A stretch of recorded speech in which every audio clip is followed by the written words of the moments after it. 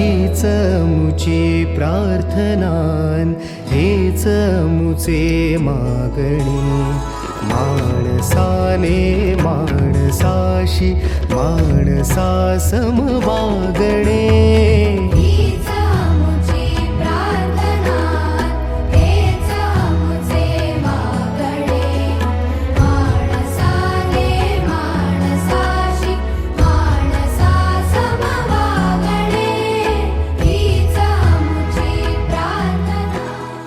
आज आपण question solve करणार आहोत आपण रेडिएशन अँड मॅटरचे. तर तुम्हाला क्वेश्चन शीट आपल्याला दिली आहे तुम्हाला, तर क्वेश्चन शीटचे आपण सिरियल वाईज आपण क्वेश्चन सॉल्व करूया आपण. फर्स्ट क्वेश्चन बघा तुमच्यासमोर काय आहे, तर the de Broglie's wavelength of a neutron in thermal equilibrium with heavy water at temperature T kelvin and mass m is. Option तुम्हाला दिले आहेत. ए ऑप्शन आहे h/√3m/kT, बी ऑप्शन आहे 2h/√3m/kT, सी ऑप्शन आहे 2h/√m/kT अँड डी ऑप्शन आहे h/√m/kT. आता एक तुम्हाला माहिती आहे thermal kinetic energy of neutron. मला सांगा thermal kinetic energy of neutron काय आपल्याला 3/2 kT. Thermal kinetic energy of neutron काय आपल्याला 3/2 kT. आता एक गोष्ट इथे लक्षात ठेवा, आपल्याला काय फाइंड करायचं आहे, इथे वेवलेंथ फाइंड करायची. आता मला सांगा मोमेंटमचा फॉर्म्युला काय आपल्याला, मोमेंटमचा फॉर्म्युला काय आपल्याला √ 2mk मास इंटू कायनेटिक एनर्जी, हा फॉर्म्युला आहे आपला. आता एक काम करूया, ह्यामध्ये कायनेटिक एनर्जीचा फॉर्म्युला यात सबस्टिट्यूट करूया. तर काय मिळणार बघा, 2m 3/2 kT हा आपला फॉर्म्युला. आणि लॅम्बडा ह्याला आपण पीने आपण सबस्टिट्यूट करूया. P stands for momentum. आणि आपल्याला वेवलेंथ फाइंड करायचं. वेवलेंथ काय येणार, h/p हा आपला फॉर्म्युला. आता आपण 2 आणि 2 हा कॅन्सल झाला, मग काय येणार इथे बघा h/√3m/kT. बघा हे ऑप्शनमध्ये आहे का बघा सगळ्यांनी. तर आपला करेक्ट ऑप्शन काय, ऑप्शन ए हा झाला आपला फर्स्ट क्वेश्चन. सेकंड क्वेश्चन बघा, an electron of mass m and a photon have same energy E. The ratio of de Moivre's wavelength associated with them is. A option is 1/c E/2m raised to half. B option is E/2m raised to half. C option is C into 2m e raised to half. D option is 1/c into 2m/e raised to half. आपण हे solve करायचा प्रयत्न करूया. आता मागच्या ह्याच्यामध्ये बघा आपण मोमेंटमचा फॉर्म्युला काय लिहिला होता, 2me म्हणजे काय, मास इंटू कायनेटिक एनर्जी हा फॉर्म्युला लिहिला होता मला सांगा. आणि एनर्जीचा फॉर्म्युला काय, hc/लॅम्बडा. लॅम्बडा पी घेऊया आपण, म्हणजे लॅम्बडा आपण काय, पी स्टँड फॉर फोटॉन. आता जर आपण विचार केला इथे, तर मला एक सांगा, लॅम्बडा इज इक्वल टू काय येणार, h/p हा आपला लॅम्बडा ई येणार. ओके. आणि जर आपण ह्यामध्ये गेलो, इथून जर आपण सॉल्व करायचा प्रयत्न केला, तर मला एक सांगा, lambda p is equal to काय येणार, hc/e हा आपल्याला लॅम्बडा पी मिळाला. आता मला सांगा पीची व्हॅल्यू काय येते, √2m, तर काय येणार h/√2me. आता जर आपण हिला इक्वेशन 1 मानलं आणि ह्याला इक्वेशन 2 मानलं, आणि मला एक सांगा रेशिओ कोणाचा विचारलाय त्यांनी, इलेक्ट्रॉन इज टू फोटॉन हा रेशिओ विचारलाय, वेवलेंथचा रेशिओ विचारलाय. तर मला एक सांगा असं लिहिलं चालेल का, λ/λ p इज इक्वल टू, ही लॅम्बडा ची व्हॅल्यू ती लिहूया आपण, काय येणार h/√2me. लॅम्बडा पी ची व्हॅल्यू काय, hc/e. ओके, बरोबर लिहिलंय आपण. आता इथे बघा h आणि h कॅन्सल, आणि हा e वरती गेला तर काय येणार, e/c इंटू √2me.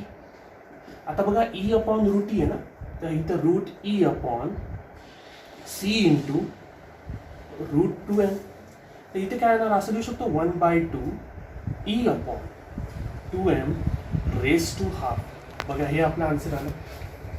हे ऑप्शन आहे का बघा याचं, yes, option A will be our perfect answer.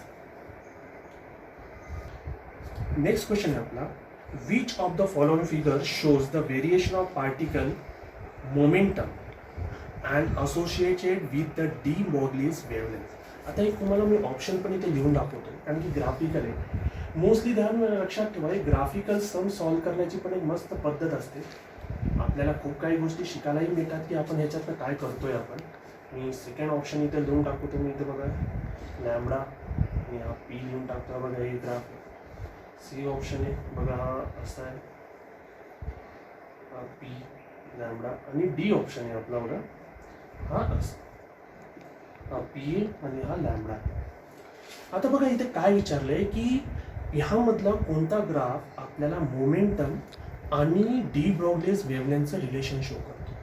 आता आपल्याला माहिती आहे की जर आपण विचार केला लॅम्बडा इज इक्वल टू काय येणार, H upon P. Are you agree with this point? Lambda is equal to H upon P. So can I say that lambda is directly proportional to 1 upon P. त्यापेक्षा असं बोलू शकतो lambda is inversely proportional to P किंवा lambda is directly proportional to 1 upon P. जर आपण observe केलं, तुम्ही observe करा, हा जर समजा पी इथे मल्टिप्लाय केला, हा पी इथे मल्टिप्लाय केला, तर p lambda is equal to h. नेहमी लक्षात ठेवा, म्हणजे काय याचा लॅम्बडा पीचा जो प्रोडक्ट आहे तो नेहमी काय असतो बाळांनो, कॉन्स्टंट असतो. तो काय असतो, नेहमी कॉन्स्टंट असतो. आता अजून एक तुम्हाला एक मॅथच्या लँग्वेजमध्ये सांगतो तुम्हाला, कधी पण दोन गोष्टींचा प्रोडक्ट जर समजा सेम असेल तर तो ग्राफ जो बनतो तो आपला हायपरबोला बनतो. कोणता बनतो ग्राफ बाळांनो, हायपरबोला. आणि ह्यामध्ये कोणता ग्राफ आहे बाळांनो, hyperbola. This is nothing but the hyperbola. तर आपला ऑप्शन कोणता परफेक्ट आहे, ए इज युअर परफेक्ट आन्सर. नेहमी लक्षात ठेवा, कोणत्याही दोन व्हेरिएबलचा प्रोडक्ट जर समजा सेम असेल तर ग्राफ जो बनतो that is nothing but the hyperbola. आणि हायपरबोलाचा ग्राफ हा ग्राफ स्ट्रेट लाईनचा, हा ग्राफ स्ट्रेट लाईनचा, हा ग्राफ स्ट्रेट लाईनचा. तर our correct answer will be a A option. I hope तुम्हाला समजलं असेल. फोर्थ क्वेश्चन आपण जाऊया. If the kinetic energy of the particle is increase to 16 times its previous value, the percentage change in the de Broglie's wavelength of the particle is. Percentage change in विचारले de Broglie's wavelength when the kinetic energy of particle is increased to 16 times of its initial value. Option दिले 25%, 75%, 60%, 50%. नेहमी लक्षात ठेवा, आपला बघा मोमेंटमचा formula. आता मोमेंटमचा formula आपला काय बघा, 2mk. के म्हणजे काय, कायनेटिक एनर्जी आपला 2mk आपला फॉर्म्युला आहे. आणि लक्षात ठेवा लॅम्बडा इज इक्वल टू काय येणार आपला, एच अपॉन पी. हा फॉर्म्युला आहे आपला. जर आपण विचार केला ही लॅम्बडाची व्हॅल्यू याच्यात टाकूया, lambda is equal to H upon पीची व्हॅल्यू काय आपल्याला मिळणार बघा, 2mk. बघा 2mk. जर आता आपण विचार केला इथे की एक कायनेटिक एनर्जी आणि दुसरी कायनेटिक एनर्जी, दोन कायनेटिक एनर्जी जर आपण विचार केला इथे, तर can I say that lambda 1 is directly proportional to root of kinetic energy. आणि लॅम्बडा 2 जर आपण विचार केला is directly proportional to 1 upon root of kinetic energy. इथपर्यंत आलं. जर आपण विचार केला इथे initial wavelength divide by final wavelength, याचा आन्सर काय येणार बाळांनो मला सांगा, root can I say k2 upon k1. हे आपला आन्सर आहे ना. Lambda i upon lambda i is equal to root k2 upon k1. हे आपलं आन्सर आहे ना. आता यांनी साफ विचारलंय की सांगितलं काय आपल्याला की kinetic energy 16 times is of is energy initial झाली. So lambda i upon lambda i म्हणजे काय आलं आपलं, can I say that k2 is equal to 16 k1. आता समजा असं लिहिलं 16 k1 डिवायडेड बाय k1. तर आपण आता सॉल्व करूया, हा k1 आणि हा k1 कॅन्सल. तर काय येणार बाळांनो मला सांगा, root 16 that is 4. So can I say lambda I upon lambda f is equal to 4. आता ते सॉल्व काय करायचं आपल्याला ते बघा. काय विचारलंय की percentage change in the de Broglie's wavelength of particle. Percentage change नेहमी लक्षात ठेवा, जर पर्सेंटेज चेंज आपल्याला कधीही विचारलं तर आपण नेहमी कसं लिहितो, इथे बघा lambda i minus lambda f upon lambda i. Yes or no. तर आपल्याला इथे आन्सर काय ना बाळांनो बघा, 4 मायनस 1 अपॉन 4. कंपोनेंडो डिवाइंडो बघा मॅथ्समध्ये असं एक कन्सेप्ट आहे, त्यानुसार आपण केलं आहे आपण. म्हणजे जी चेंजेस आपण न्यूमरेटरला केली ती चेंजेस आपण राईट साईडला केली. Lambda i minus lambda f upon lambda i is equal to 4 minus 1 upon 4. जर ऑब्झर्व केलं आपण तर आन्सर काय येणार 3 अपॉन 4. परंतु आपल्याला आन्सर पर्सेंटेजमध्ये काढायचं. जर पर्सेंटेजमध्ये काढायचं असेल तर नेहमी लक्षात ठेवा 3/4 मल्टिप्लाय बाय 100. तिथे काय येणार 25 इंटू 3 बोला मला काय येणार 75%. तर बाळांनो आपला आन्सर काय येणार, चेंज कशाने होणार, 75%ने आपलं हे आन्सर चेंज होईल. आय होप तुम्हाला आवडलं असेल. of an electron and lambda p of an photon are same energy are related by. इथे ऑप्शन्स बघा, इथे काय लिहिले ऑप्शन्स ए इथे लिहून टाकू तुम्ही. ऑप्शन्स लिहिले lambda p is directly proportional to lambda e. Second option दिला आहे lambda p is directly proportional to root lambda e. C option दिला आहे lambda p is directly proportional to 1 lambda e. D option दिला आहे lambda p is directly proportional to lambda e square. Okay, आता ह्याला आपण solve करूया.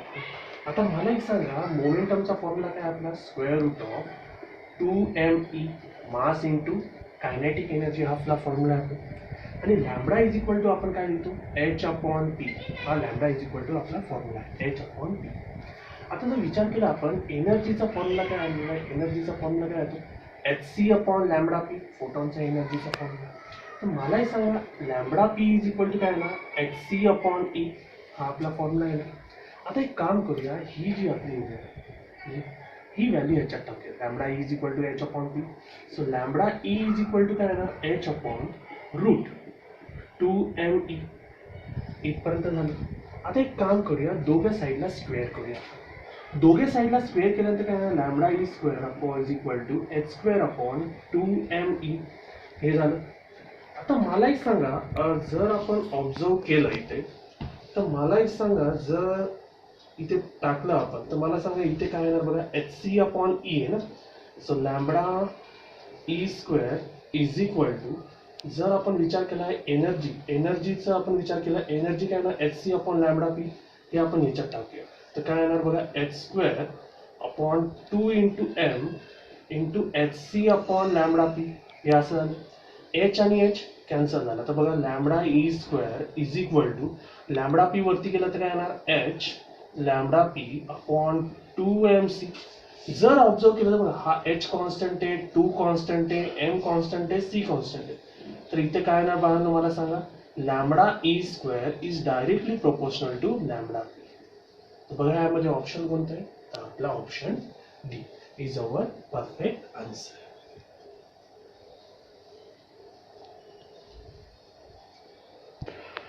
The de Broglie's wavelength of neutron in thermal equilibrium at temperature T is. Question बघा इथे option विचारलंय, त्याच्यामध्ये काय लिहिलंय 30.8/√T आर्मस्ट्रॉंग. बी ऑप्शन बघा इथे काय 3.08 आर्मस्ट्रॉंग/√T. सी ऑप्शन बघा इथे काय लिहिलंय 0.308/√T आर्मस्ट्रॉंग. डी ऑप्शन बघा इथे काय 0.0308/√T आर्मस्ट्रॉंग. ठीक आहे. आता बघा सॉल्व करण्याच्या आधी मी तुम्हाला सांगतो, बघा सगळेच्या सगळे नंबर बघा सेम आहेत. आय थिंक तुम्ही ऑब्झर्व करा 308 308 308, फक्त पॉईंटचा थोडाफार पुढे मागे होतो, ही गोष्ट लक्षात ठेवा. आता तुम्हाला विचारलं काय इकडे, मला सांगा लॅम्बडाची व्हॅल्यू इथे विचारले, वेवलेंथ विचारले, हां बरोबर वेवलेंथ विचारली. आता मला सांगा वेवलेंथचा फॉर्म्युला काय येतो h/p. हा वेवलेंथचा फॉर्म्युला. आणि can I say that what is p? It's nothing but 2mke, 2m kinetic energy. आता मला एक सांगा कायनेटिक एनर्जी काय असते, आपली कायनेटिक एनर्जी काय असते 2m 3/2 kT. 2 cancel. So can I say h/√3mkt. Yes or no? मला सांगा आता बरोबर आहे. आता मला एक सांगा के ची value, what is value of K here? K ची व्हॅल्यू काय असते 1.38 इंटू 10⁻⁻23. त्याला काय म्हणतात आपण बोल्समॅन कॉन्स्टंट. आता एक काम करूया, what is value of H? एचची व्हॅल्यू काय असते मला सांगा 6.6 इंटू 10⁻34 डिवायडेड बाय √3 इंटू त्याच्यानंतर मासची व्हॅल्यू काय असते मला सांगा 1.6 इंटू 10⁻27 माहिती आहे सगळ्यांना. त्याच्यानंतर आपल्याला सांगा बोल्समॅन कॉन्स्टंट इथे काय दिले मला सांगा, बोल्समॅन कॉन्स्टंट 1.38 इंटू 10⁻23 इंटू टी. आता बघा तुम्ही जर नीट ऑब्झर्व मला करणार, तुम्ही नीट ऑब्झर्व जर करत असाल, हे सगळं सॉल्व्ह करायची काहीच गरज नाही मुलांना. इथे एक रिझन आहे. मला एक सांगा ह्याचा आन्सर मीटरमध्ये येणार आहे आणि सगळे बघा व्हॅल्यू बघा सगळे सेम आहे. तर इथे काय येणार बघा, आपण जर समजा सॉल्व्ह केलं इथे, तर मला सांगा 6.6 इंटू 10⁻⁻34. आता हे समजा -27 -23 -50 आला. -50 रूटमध्ये गेला तर -20 पाय आला आणि तो वरती गेला तर इथे काय येणार +25 येणार इथे डिवायडेड बाय √3 इंटू 1.6 इंटू 1.38 आणि हा √t विसरायचं नाही. इथपर्यंत आपलं जर आता आपण सॉल्व केलं याला तर सॉल्व केल्यानंतर काय येणार 30.8 अपॉन √t आर्मस्ट्रॉंग आणि सगळ्यांना लक्षात ठेवा 1 आर्मस्ट्रॉंग इज इक्वल टू काय असतं 10⁻⁻10 मीटर. हे सगळ्यांनी लक्षात ठेवा. प्लीज हे कॅल्क्युलेशन तुमच्या एंडने करा. ठीक आहे, व्हॅल्यू पुट करा, क्रॉस क्वेश्चन करा, आन्सर येऊन जाईल. नेक्स्ट क्वेश्चन बघा आपला. If the momentum of electron is change bye p, then the de Broglie's wavelength associated with it changes by 0.5%.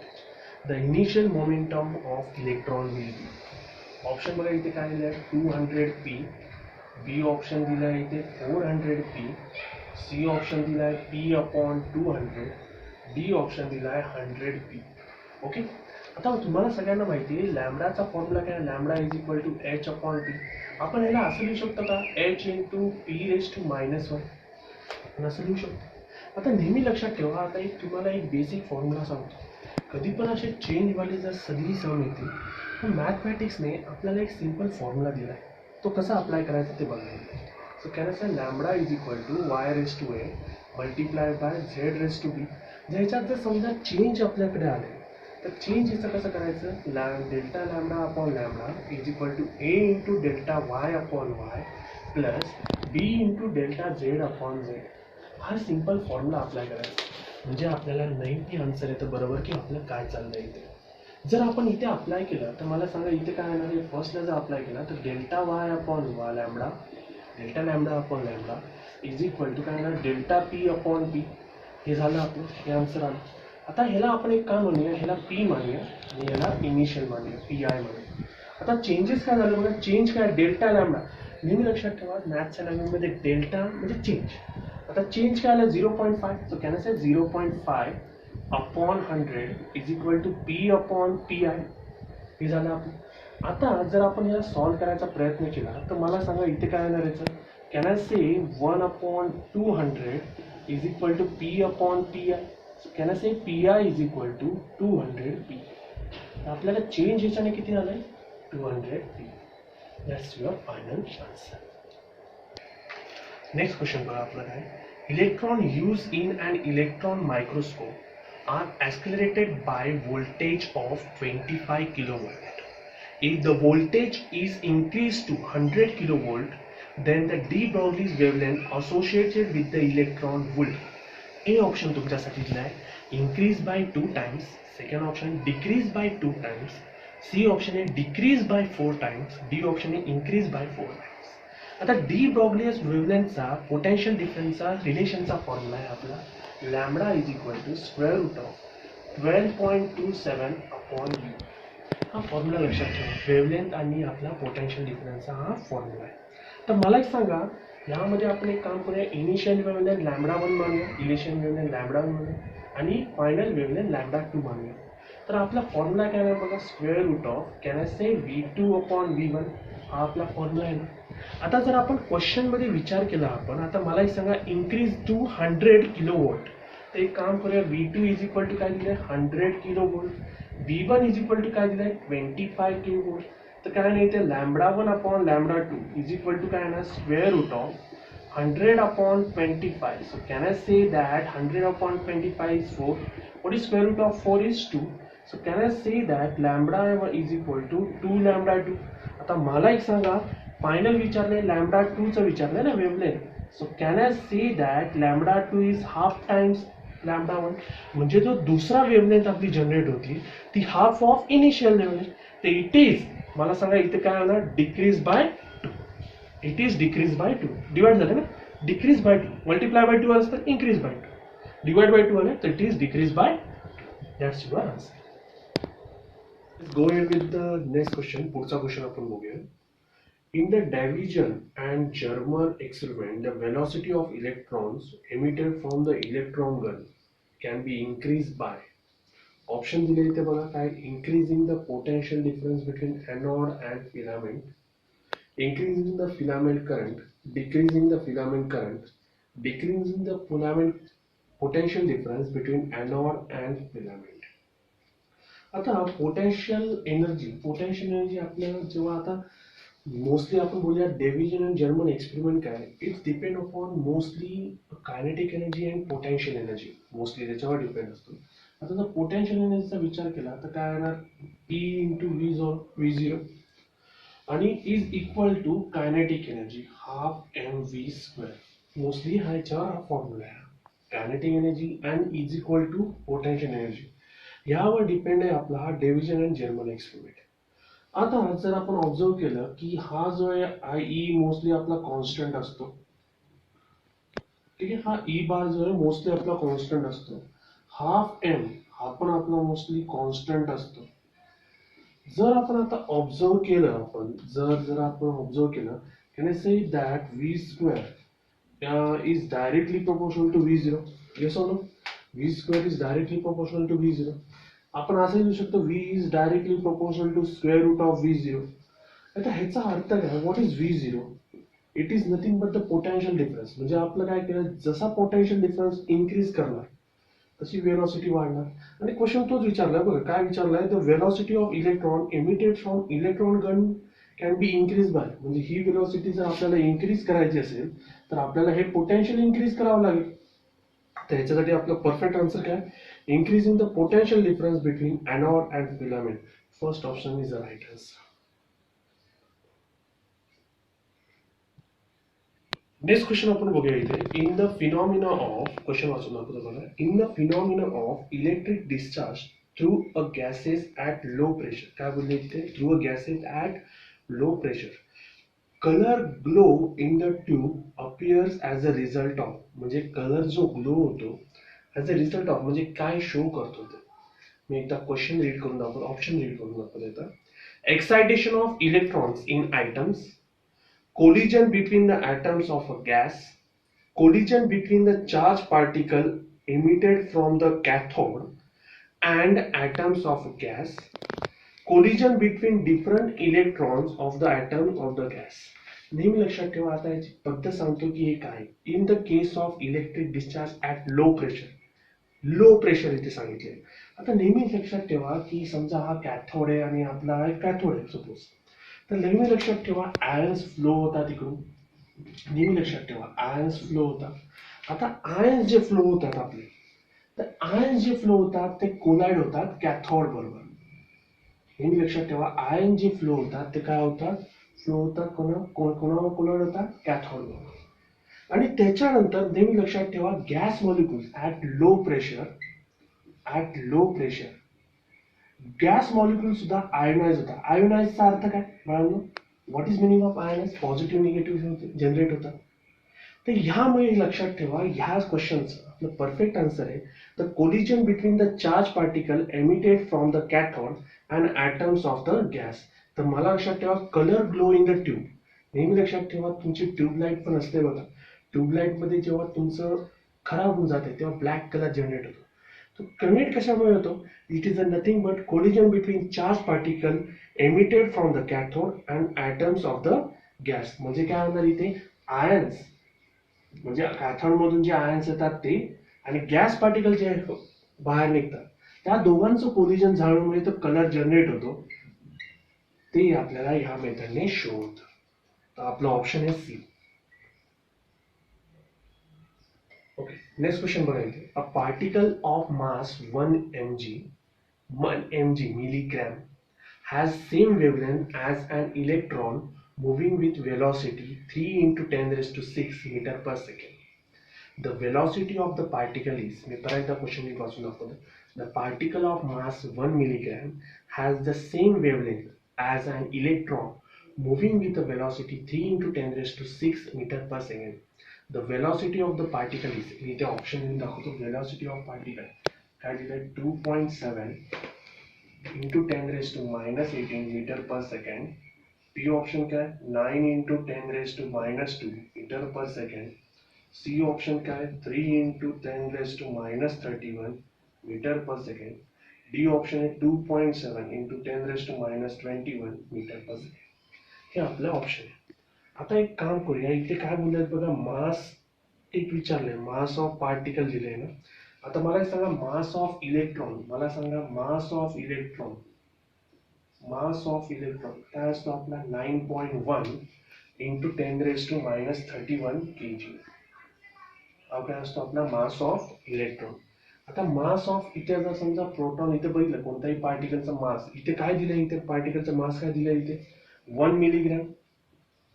एक काम करूया, याला केजी मध्ये कन्वर्ट करूया. तर 1 मिलीग्रॅम म्हणजे काय येणार इथे 10⁻³ जर ह्याला आपण किलोग्रॅम मध्ये कन्वर्ट केलं तर डिवाइड बाय 100,000 करावं लागेल, मल्टिप्लाय बाय केजी.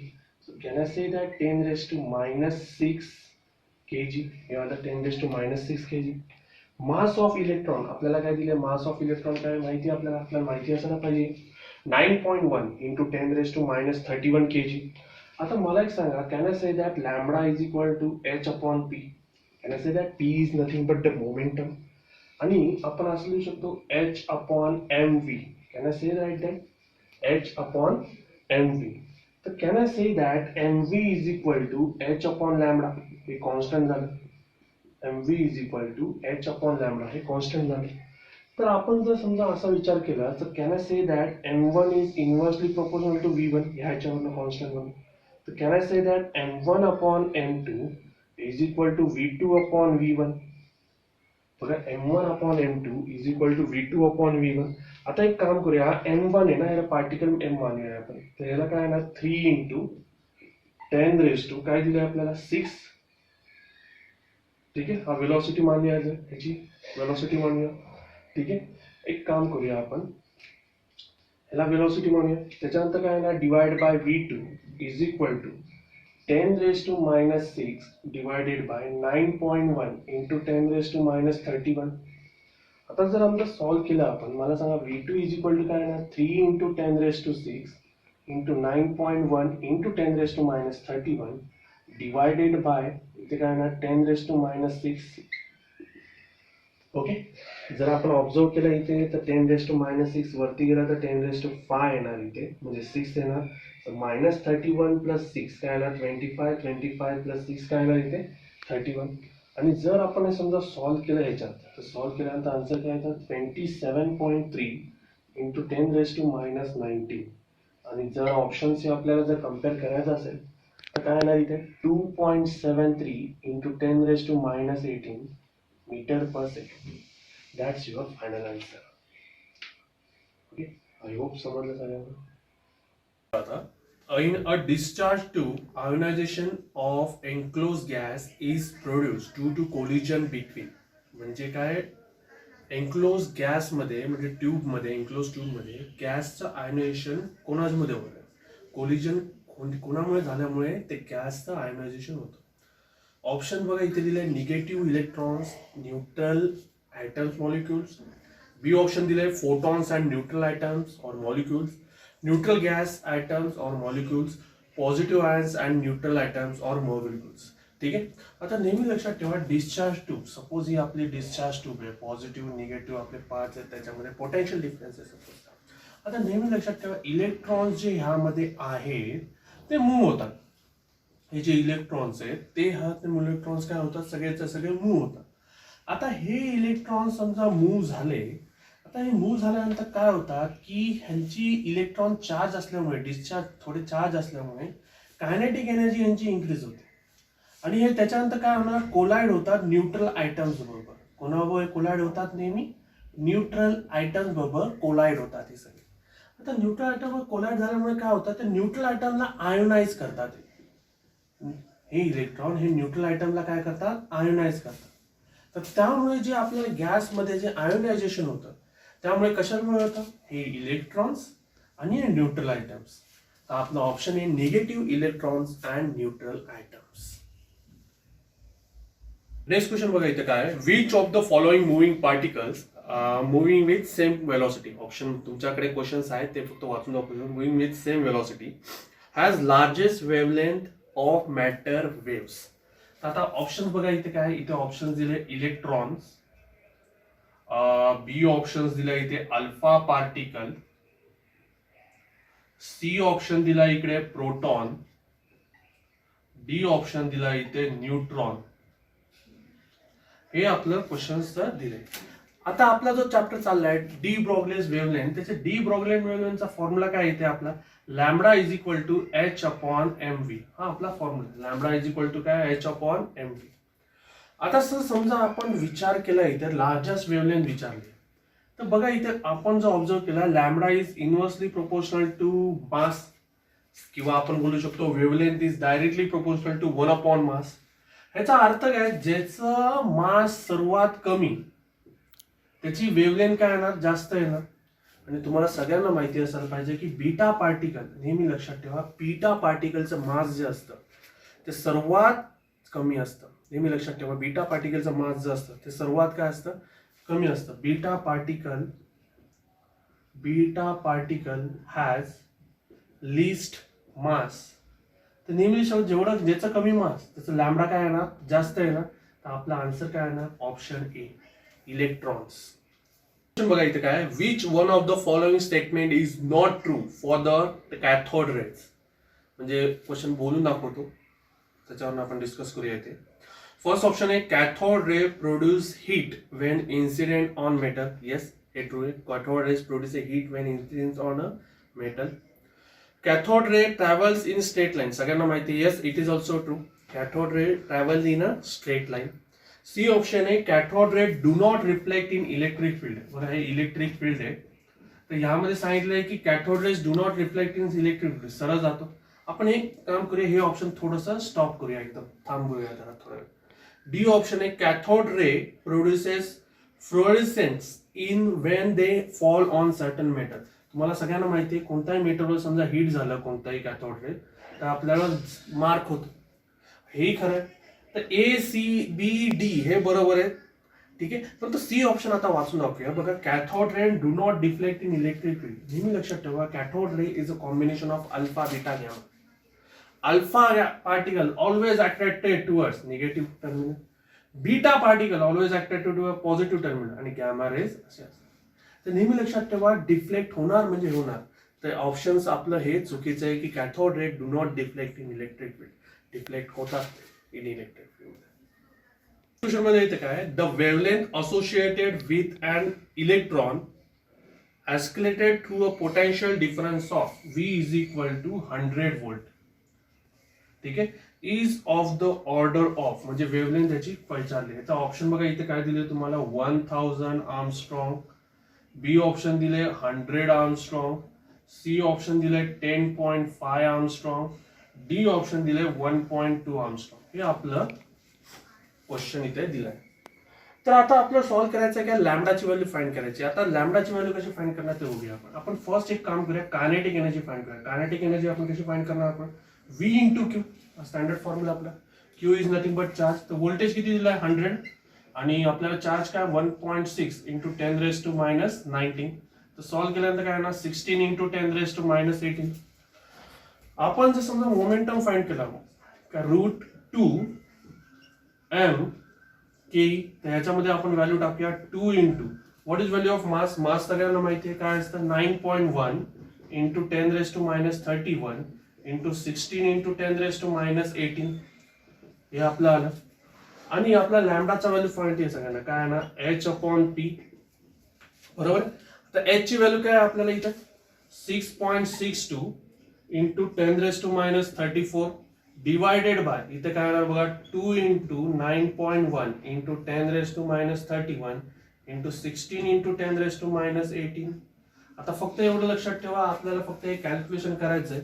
जर याचं कॅल्क्युलेशन केलं तर याचा अप्रॉक्सिमेटली आन्सर येतं 1.23 आर्मस्ट्रॉंग आणि ब्रॅकेट मिळतं 1 angstrom is equal to 10 raise to minus 10 metre. तर 1.23 आल्यानंतर आपलं बघा ऑप्शन काय ना approximately 1.2 angstrom. This is your final answer. Next question बघा इथे काय gases begin to conduct electricity at low pressure. काय क्वेश्चन बघा gases begin to conduct electricity at low pressure because A option आहे at low pressure gases turn of plasma. Colliding electron can acquire higher kinetic energy due to increased mean path leading to ionization of atoms. C option, atom break up into electron and protons.